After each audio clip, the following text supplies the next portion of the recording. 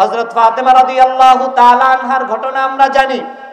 হাদিসের কিতাবের মধ্যে এসেছে হযরত আলী রাদিয়াল্লাহু তাআলা আনহু যুদ্ধ থেকে ঘরে ফিরে এসেছেন। আলী রাদিয়াল্লাহু তাআলা আনহু যুদ্ধ থেকে আসার পর ফাতেমাকে ডেকে বললেন, ফাতেমা আমাকে একটু পানি দাও। ফাতেমা যখন পানি আনার জন্য মশকের কাছে গেলেন, মশকের কাছে গিয়ে দেখলেন মশকের মধ্যে পানি নাই। ফাতেমা মশক নিয়ে বের হলেন পানি আনার জন্য। এদিকে আলী রাদিয়াল্লাহু তাআলা আনহু যেহেতু যুদ্ধ থেকে ফিরে আসলেন, পুরো শরীর ক্লান্ত, এদিকে আলী রাদিয়াল্লাহু তাআলা আনহুর ঘুম চলে আসলো। ফাতেমা রাদিয়াল্লাহু তাআলা আনহা পানি নিয়ে যখন আলী রাদিয়াল্লাহু তাআলা আনহুর সামনে আসলেন, দেখলেন আলী রাদিয়াল্লাহু তাআলা আনহুর ঘুম চলে এসেছে। ফাতেমা রাদিয়াল্লাহু তাআলা আনহা পানি নিয়ে পুরো রাত দাঁড়িয়ে রইলেন। যখন ফজরের আযান দিল, বেলাল যখন আল্লাহু আকবার বলে ফজরের আযান দিল, আলী রাদিয়াল্লাহু তাআলা আনহুর চোখ খুলে গেল। আলী রাদিয়াল্লাহু তাআলা আনহু দেখলেন তার সামনে ফাতেমা পানি নিয়ে দাঁড়িয়ে আছে। ফাতেমাকে বললেন, ফাতেমা আমি তোমার কাছে চেয়েছিলাম রাত্রের শুরু ভাগে পানি, আর তুমি ওই পানি নিয়ে সারা রাত দাঁড়িয়েছিলা। ফাতেমা যখন সারা রাত পানি নিয়ে দাঁড়িয়েছিলেন, ফাতেমার শরীরটা থরথর করে কাঁপে। সারা রাত যেহেতু ঘুম হয় নাই, এ কারণে তার পুরো শরীর থরথর করে কাঁপছে। আলী রাদিয়াল্লাহু তাআলা আনহু বললেন, ফাতেমা কখন থেকে তুমি পানি নিয়ে দাঁড়িয়েছিলে? ফাতেমা বললেন, যখন আপনি পানির কথা বলেছিলেন, আমি পানি আনার জন্য যখন গেলাম তখন পাত্রের মধ্যে দেখলাম পানি নাই। আমি পাত্র নিয়ে যখন বের হলাম, পানি এনে দেখি আপনি ঘুমিয়ে গেছেন। আলী বললেন, ফাতেমা তুমি আমাকে কেন জাগ্রত করো নাই? ফাতেমা বললেন, পরের স্বামী আলী, আমি দেখলাম আপনি যুদ্ধ থেকে এসেছেন, আপনার বড় শরীর ক্লান্ত। আমি যদি আপনাকে ঘুম থেকে জাগ্রত করি তাহলে আপনার ঘুমের মধ্যে সমস্যা হবে, আপনার ঘুমের মধ্যে ডিস্টার্ব হবে। আমি আপনার ঘুমের মধ্যে ডিস্টার্ব করতে চাই নাই। আমি ভেবেছিলাম আমি পানি নিয়ে দাঁড়িয়ে থাকবো, আর যতক্ষণ পর্যন্ত আপনি ঘুম থেকে জাগ্রত না হবেন, আপনি ঘুম থেকে জাগ্রত হওয়ার সাথে সাথেই যেন আমি আপনার হাতে পানি পৌঁছে দিতে পারি। আলী রাদিয়াল্লাহু তাআলা আনহু যখন এই জবাব শুনলেন, ফাতেমা রাদিয়াল্লাহু তাআলা আনহার জন্য আল্লাহর কাছে দুহাত তুলে দোয়া করলেন, আয় আল্লাহ,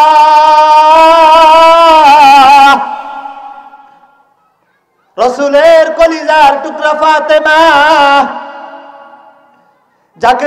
যাকে সৃষ্টি না করলে আপনি পুরা পৃথিবী সৃষ্টি করতেন না, এমন একজন মানুষের কলিজার টুকরা ফাতেমা, আমি আলীর জন্য যেই পরিমাণ কষ্ট করেছে, আমি আলী তার উপর খুশি হয়ে গেছি।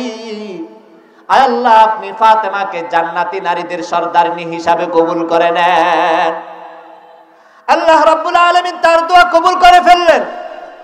আল্লাহ পাক রব্বুল আলামিন জিবরাইলকে পাঠাইলেন, জিবরাইল যাও যাও আমার হাবিব রাসূল করিম সাল্লাল্লাহু আলাইহি ওয়াসাল্লামকে গিয়ে সুসংবাদ দিয়ে আসো যে আপনার কলিজার টুকরা ফাতেমাকে আল্লাহ পাক রব্বুল আলামিন জান্নাতি নারীদের সর্দারনি হিসাবে নির্বাচন করেছেন। জিবরাইল আসলেন রাসূলের কাছে, ফজরের নামাজের সময় হয়ে গেল। আলী গেলেন মসজিদে নববীতে নামাজ আদায় করার জন্য। জিবরাইল আসলেন সুসংবাদ দেওয়ার জন্য। রাসূল বললেন, জিবরাইল কি সংবাদ নিয়ে এসেছো? এমন সময় তো আমি তোমাকে আসতে দেখি নাই কখনো। জিবরাইল বললেন, ইয়া রাসূলুল্লাহ, আপনার কলিজার টুকরা ফাতেমার ব্যাপারে সুসংবাদ দেওয়ার জন্য আসছি। রাসূল বললেন, ঘটনা খুলে বলো, আমি তো বুঝতেছি না। জিবরাইল বললেন, আপনার মেয়ে ফাতেমা আলীর সাথে এমন একটা আচরণ করেছে যে আচরণে আলী খুশি হয়ে আল্লাহর কাছে দোয়া করেছে, আল্লাহ রাব্বুল আলামিন আপনার মেয়ে ফাতেমাকে জান্নাতি নারীদের সর্দারনি হিসাবে নির্বাচন করেছে। নবী করিম সাল্লাল্লাহু আলাইহি ওয়াসাল্লাম ফজরের নামাজ আদায় করে ফাতেমার ঘরে রওনা হয়ে গেলেন। ফাতেমা যখন দেখলেন রাসূল ফজরের নামাজের পরপর আমার ঘরে চলে আসছে, এমন সময় তো রাসূল কখনো আসে না, রাসূলকে বললেন, ইয়া রাসূলুল্লাহ, এমন সময় তো আপনি আমার ঘরে কখনো আসেন না, এত তাড়াতাড়ি কেন আসলেন? নবী করিম সাল্লাল্লাহু আলাইহি ওয়াসাল্লাম ফাতেমাকে বললেন, হে কলিজার টুকরা ফাতেমা, আমি তোমার ঘরে এসেছি জান্নাতি নারীদের সর্দারনি ফাতেমার চেহারাটা এক চোখ দেখার জন্য। এরপরে বললেন, ফাতেমা, গত রাত তোমার সাথে তোমার স্বামী আলী রাদিয়াল্লাহু তাআলা আনহুর সাথে কি ঘটনা ঘটেছে আমাকে একটু খুলে বলো। ফাতেমা রাদিয়াল্লাহু তাআলা আনহা বললেন, ইয়া রাসূলুল্লাহ, আমার স্বামী আমাকে নিষেধ করেছে আপনার নিকট ঘটনা বর্ণনা না করতে। তখন নবী করিম সাল্লাল্লাহু আলাইহি ওয়াসাল্লাম বললেন, হে ফাতেমা, তুমি আমার কাছে ঘটনা বলো আর না বলো, আল্লাহ রাব্বুল আলামিন জিবরাইলের মাধ্যমে পুরো ঘটনা আমার নিকট বর্ণনা করেছেন। এই বলে রাসূল ফাতেমাকে চুমু খাইলেন আর বললেন, ফাতেমা, স্বামীর সাথে এমন আচরণ করতে হয়। তাহলে ফাতেমা রাদিয়াল্লাহু তাআলা আনহা জান্নাতি নারীদের সর্দারনি হিসাবে নির্বাচন হয়েছেন স্বামীর ইবাদত করার কারণে, স্বামীর আনুগত্য করার কারণে, স্বামীর খেদমত করার কারণে। আমরা নারীরাও যদি আমাদের স্বামীদের খেদমত করতে পারি, তাহলে আল্লাহ রাব্বুল আলামিন আমাদের জন্যও জান্নাত তৈরি করে রেখেছেন। এর বিপরীতে যদি আমরা মনে করি দুনিয়াতে এসেছি খাবো, ফুর্তি করবো, আনন্দ করব, যেভাবে মন চায় ওভাবে চলবো, আল্লাহর কোনো আদেশ নিষেধের কোনো পরোয়া করব না, আল্লাহ রাব্বুল আলামিন বলেন, ফাআম্মা মান তাগা ওয়া আসারাল হায়াতাদ দুনিয়া ফাইন্নাল জাহিমা হিয়াল মাওয়া।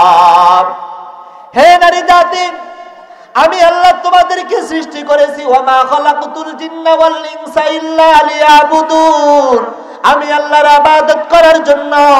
আমি আল্লাহ তোমাদেরকে অনর্থক সৃষ্টি করি নাই। আফা হাসিবতুম আন্নামা খালাকনাকুম আবাসা, আমি আল্লাহ তোমাদেরকে অনর্থক সৃষ্টি করি নাই। আমি আল্লাহ তোমাদেরকে একটা উদ্দেশ্যকে লক্ষ্য করে, একটা লক্ষ্যকে সামনে রেখে সৃষ্টি করেছি। ওই লক্ষ্যের নাম হলো আমি আল্লাহর ইবাদত।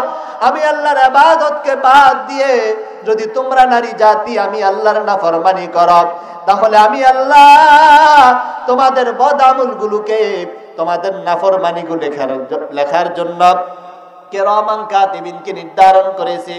আমি আল্লাহ ফেরেশতাকে নিযুক্ত করেছি। ওই ফেরেশতারা তোমাদের প্রতিটি বদআমল লিখতেই থাকবে।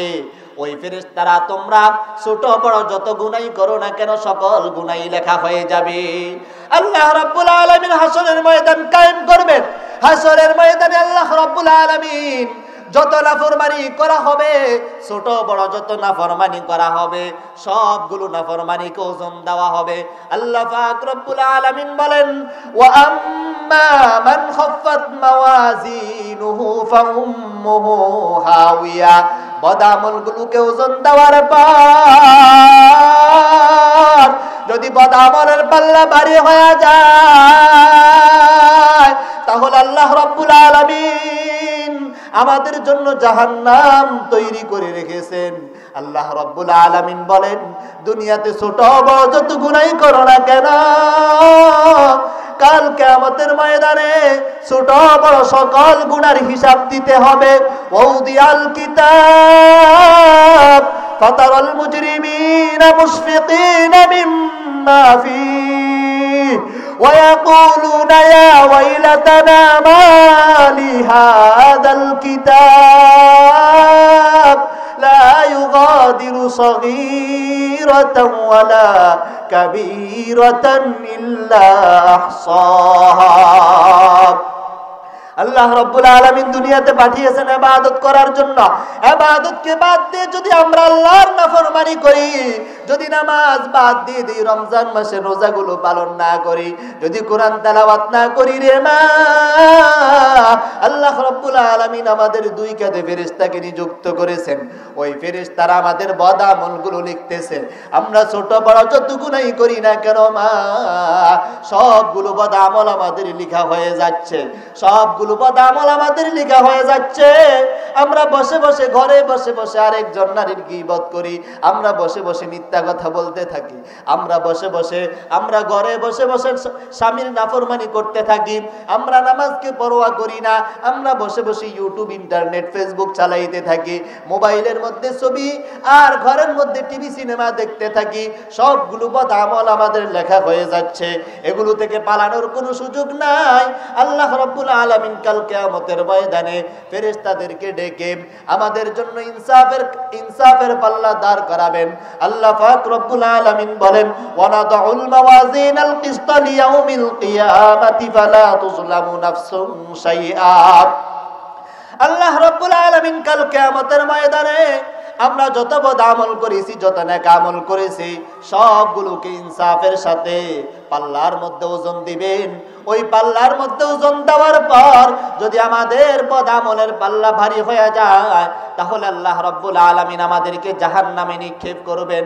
ওই জাহান্নামে নিক্ষেপ করার আগে যখন আমাদের সামনে আমাদের আমল নামাকে দিয়ে দিবেন, আমাদের আমল নামাকে দিয়ে দেওয়ার পর যাদের বদ আমল বেশি হয়েছে তারা আফসোস করে বলবে, আয় আল্লাহ, যে আমল নামা আমাদের হাতে তুলে দেওয়া হয়েছে, ওই আমল নামা তো এমন আমল নামা, দুনিয়াতে ছোট গুনাহ করেছি, বড় গুনাহ করেছি, কোনো আমলই তো ছেড়ে দেওয়া হয় নাই, কোনো নাফরমানি তো ছেড়ে দেওয়া হয় নাই, প্রতিটি নাফরমানি এখানে খাতায় পুঙ্খানুপুঙ্খানুরূপে লেখা হয়েছে। তখন আল্লাহ রাব্বুল আলামিন বলেন, এই ফেরেশতারা আল্লাহ রাব্বুল আলামিনকে ঘুষ দেওয়ার জন্য, ফেরেশতাদেরকে ঘুষ দেওয়ার জন্য প্রস্তাব দেবে। ইয়াওয়াদুল মুজরিমু লাউ ইয়াফতাদি মিন আযাবি ইয়াউমিইযিন বিবানি ওয়া সাহিবাতিহি ওয়া আখিহি ওয়া ফাসিলাতিহি আল্লাতী তুউই। দুনিয়াতে যখন মানুষের নামে মামলা হয়, তখন সে খালুকে দেখায়, তখন সে অমুক চেয়ারম্যানকে দেখায়, তখন সে অমুক এমপিকে দেখায়, আর বলে আমার উপরে লোক আছে। কিন্তু যখন ফেরেশতারা তার সামনে তার বদ আমলগুলোকে পেশ করবে, তখন সে ওই ফেরেশতাদেরকে ঘুষ দেওয়ার জন্য প্রস্তাব করবে। ফেরেশতাদেরকে বলবে, ফেরেশতা, দুনিয়াতে যখন আমার নামে মামলা হয়েছিল, তখন আমি আমার মামু খালুকে পেশ করেছি, আজকেও আমি আমার সন্তানদেরকে পেশ করতে চাই। আল্লাহ রাব্বুল আলামিন বলেন, এরা কোন কাল্লা ইন্নাহা লাযা, এটাকে দুনিয়া মনে করিও না। দুনিয়াতে যত নাফরমানি করেছ পুঙ্খানুপুঙ্খানুরূপে সবগুলোই লেখা হয়েছে, আজকে তোমার সামনে এগুলো তুলে ধরা হয়েছে, তুমি নিজেই ফয়সালা দাও তোমার ঠিকানা কি হবে। আল্লাহ রাব্বুল আলামিন যখন জাহান্নামে নিক্ষেপ করবেন, জাহান্নামের আগুন কেমন ভয়ানক হবে রে মা। নবী করিম সাল্লাল্লাহু আলাইহি ওয়াসাল্লাম বলেন, নারুকুম জুজউম মিন 70 জুজআম মিন নারি জাহান্নাম। জাহান্নামের আগুন দুনিয়ার আগুনের চেয়ে 70 গুণ বেশি তেজি হবে।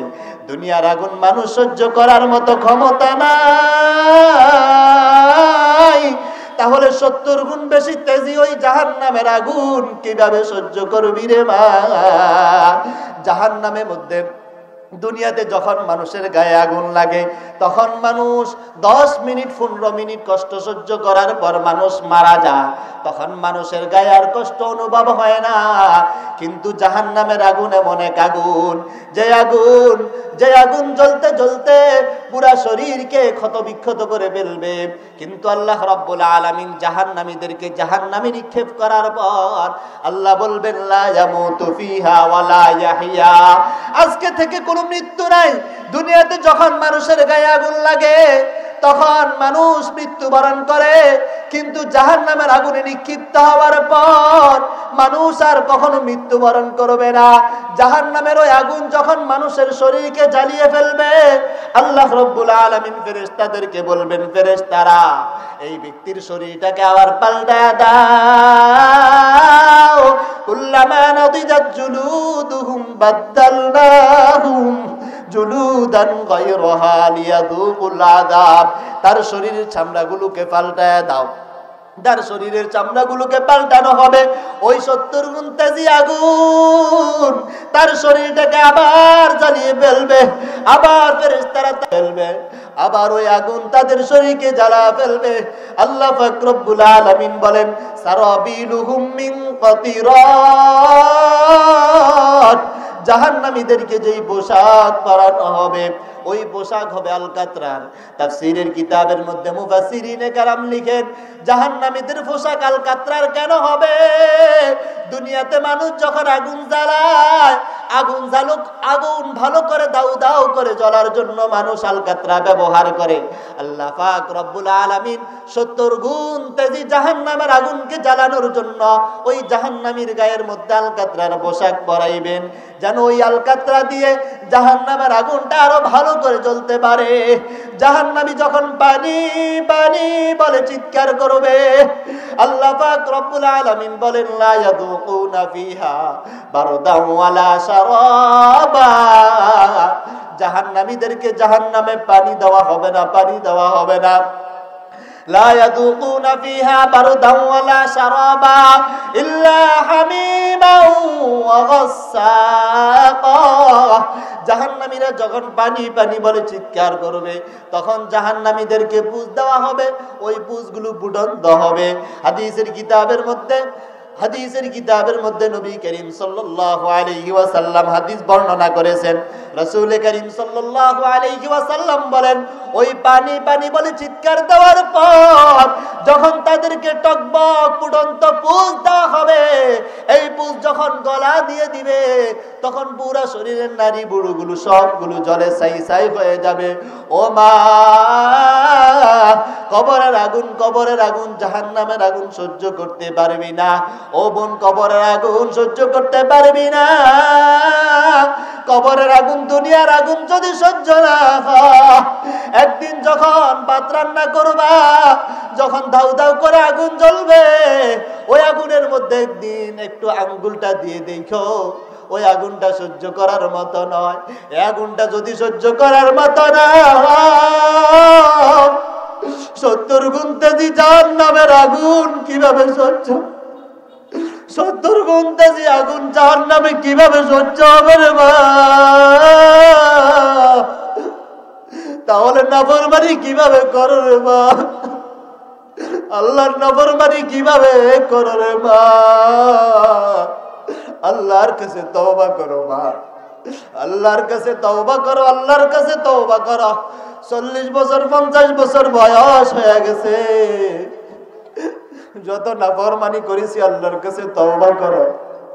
আয় আল্লাহ, আল্লাহ রাব্বুল আলামিন বলেন, ইয়া আইয়ুহাল্লাযীনা আমানু তুবু ইলাল্লাহি তাওবাতান নাসুহা। এ দুনিয়ার মুসলমান, নাফরমানি করেছো, আল্লাহর কাছে ক্ষমা চাও। আমি আল্লাহর কাছে তওবা করো, যত গুনাহ করো না কেন, আমি আল্লাহর কাছে যদি ক্ষমা চাও, আমি আল্লাহ তোমাদের জীবনের সকল গুনাহগুলো ক্ষমা করে দিব। ও মা, আপনাদেরকে লক্ষ্য করে বলছি, এতদিন নামাজ পড়েন নাই, নামাজ পড়া শুরু করে দেন। এতদিন রমজান মাসের রোজা রাখেন নাই, রমজান মাসের রোজা রাখা শুরু করে দেন। আল্লাহর কাছে তওবা করেন। ফেসবুক, ইন্টারনেট বন্ধ করে দিন। সকালবেলায় কিছুক্ষণ কোরআন তেলাওয়াত করেন। আর মাস্তুরাতের জামাতে গিয়ে, মহিলা মাদ্রাসা যেখানে আছে ওখানে গিয়ে ছাত্রীদের কাছ থেকে, আলেমাদের কাছ থেকে দিন শিক্ষা করেন। ওলামায়ে কেরামের কাছ থেকে দিন শিখেন। সূরা কেরাতগুলো শিখেন। সূরা কেরাতগুলো শিখে এখন থেকে নিজের জীবনকে আল্লাহর তরিকা অনুযায়ী চালানোর চেষ্টা করেন। দেখবেন আল্লাহ রাব্বুল আলামিন দুনিয়াতেও মর্যাদা দিয়েছেন, দুনিয়াতেও সবাই আপনাকে সম্মান করবে, সন্তানাদি আপনার সাথে ভালো ব্যবহার করবে, স্বামী আপনার সাথে ভালো ব্যবহার করবে। এরপরে যখন আপনার দুচোখ বন্ধ হয়ে যাবে, আপনি যখন কবরের বাসিন্দা হয়ে যাবেন, আল্লাহ রাব্বুল আলামিন আপনার জন্য জান্নাত তৈরি করে রাখবেন। আল্লাহ রাব্বুল আলামিন আমাদেরকে উক্ত আলোচনার উপর আমল করার তৌফিক দান করুন। ওয়া আখির দাওয়ানা আলহামদুলিল্লাহি রাব্বিল আলামিন।